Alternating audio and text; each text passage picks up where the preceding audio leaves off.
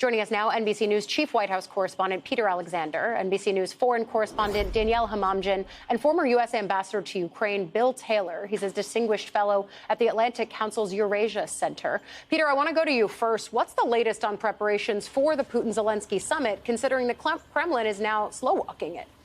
Yeah, Ali, it's a good question. And heading into the break, you referred to this as sort of a TBD, to be determined. I think you could also say it's a TO right now, being called by the Russians in some form. A bit of a timeout right now where they appear to be hitting the brakes to some degree. We heard from Sergei Lavrov at a series of interviews yesterday with state TV in Russia. And again, he's making some comments at a news conference today, saying, among other things, before there's any meeting between Presidents Putin and Zelensky, it would require a step-by-step process that would take place with lower level talks happening. So that's significant. He also referred critically about what we saw with the Ukrainian leader here with European leaders and the president just a couple of days ago, saying that no constructive ideas came out of that and saying that there was basically it was a road to nowhere, the discussions that were taking place between the Ukrainian leader, President Zelensky, Trump, and the European leaders as it relates to security guarantees. So all of these things you have to keep in mind as we look to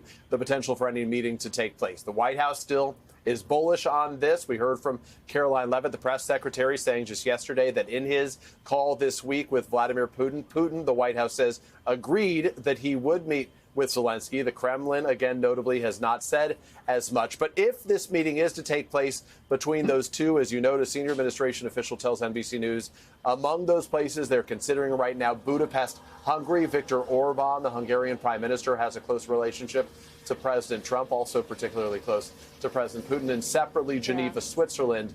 Obviously, the ICC, the International Criminal Court, has allegations, war crime charges that Putin is facing. So some countries would effectively be off the list. Switzerland says it would welcome the leaders there, though. Yeah, it really limits the possibilities of where that kind of a summit could be held. But Danielle, there have been more strikes overnight in Ukraine as President Trump keeps talking up a Putin-Zelensky meeting. So how is what's happening on the ground factoring in? Because this is why the Ukrainians and European allies don't want to abandon ceasefire talks on the road to a larger peace because of fighting like this. Yeah, you're absolutely right, Ali. Russian airstrikes continued yet again overnight, killing at least 3 people, injuring dozens more, including children. And this is in regions across the country. What I think every Ukrainian will tell you is that these are not the actions of a man or a country that wants peace. Now, the U.S. president, as Peter just alluded to, seems keen, wants to arrange this meeting between Zelensky and Vladimir Putin, but we're not getting the same sense of urgency from Moscow. What we're hearing are these vague, non-committal statements. Sergei Lavrov, again, speaking to the media today, he's saying things like this should be a gradual process, that the level of representation and seniority of the delegates should progress with every round of talks. Now, critics will say this is Moscow yet again playing for time since they have the advantage on the battlefield, on the ground at the moment. Now, the coalition of the willing being co-chaired here by the UK Prime Minister. This is the multinational group of countries and institutions who will want to commit and help the security of Ukraine once this war ends. They are now planning for boots on the ground. To be clear, not every country will be sending troops. But the reaction from high-ranking officials in Russia so far is this is completely out of the question. Lavrov, as Peter mentioned, said that talking about security without Russia is a road to nowhere. What Ukrainians will likely answer and tell you and remind people of what happened in 1994. They gave up their nuclear weapons in exchange for security guarantees by Russia, the United States, and the UK, only for Russia to invade 20 years later. So they're going to be insisting on security guarantees, and they'll say for good reason. And it's why it's such a linchpin there, because memories like Budapest in 1994 hang over these peace talks. Danielle Hamamdjian and Peter Alexander, thank you for coming on. Ambassador Taylor, they set the stage for our conversation perfectly, because as the Kremlin is now saying that it wants to slow walk these talks, it comes after it was fine with a somewhat spontaneous, relative to diplomatic standards, meeting in Alaska. So is now what they're saying, that they want to slow things up, surprising to you? And what does it tell you about how they're actually viewing these peace talks? It's not at all a surprise. The Russians have no interest, and they've demonstrated no interest in stopping this war, in talking about a ceasefire. Danielle just described the attacks, the continuing attacks every night on Ukraine, killing civilians, killing those children. No, the Russians are not at all interested. They're going to drag it out. They want to continue to pound the Ukrainians until they get what they want. And that's why standing up to them is the only way to do it. Well, so when you've given Putin the images that we're showing next to you on the screen of Trump sitting next to him in Alaska during that summit, how then do you push them back to the negotiating table if coming off of that summit and coming off of what we saw in Washington, the coalition of European leaders and Zelensky here at the White House, if they're going to slow walk this, what's the way to speed it back up again? Or is there one? There is. And President Trump has laid it out before. Yeah. Sanctions, tariffs. But he's been unwilling to do it.